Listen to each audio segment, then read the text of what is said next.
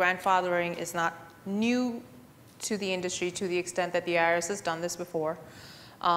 When we had our non-resident alien regime come in, the IRS had said, look, if you have debt that is predated 1984, then you need to withhold, and you need to look at the withholding rules to consider if you're paying a payment on that debt to withhold on interest.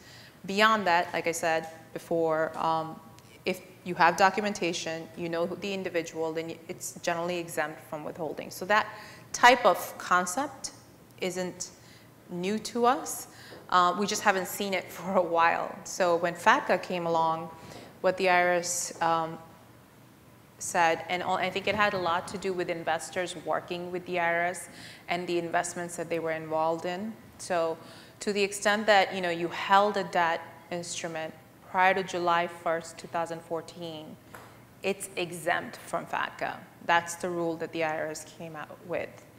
However, and that's why it's important, that's what they called grandfathered, right? So they grandfathered all debt, July 1st, 2014 dated date, exempt from FATCA. However, if that debt, and we'll get into this a little bit more, if that debt then has a restructuring, and which we see in corporate action events, and it's not limited to corporate action events, and that's the key. It can happen by a corporate action event, or other changes may materially modify that debt that is predated July 1, 2014, well then it's now exposed to FATCA.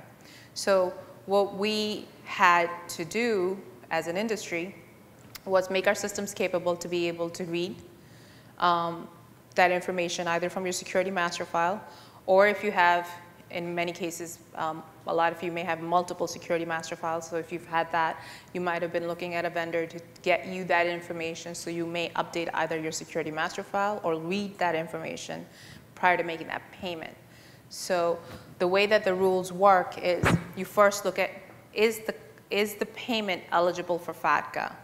If you're thinking about a typical interest payment, you're looking and saying, is it dated July 1st, 2014 or prior? If yes, then it's exempt from FATCA. If no, then you need to consider it for FATCA. So but if it's had a material modification, then you need to reconsider it for FATCA. And then it goes down the normal path of our existing rules. So all that complexity needed to be built into the system. It needed to be affected by July 1st, 2014.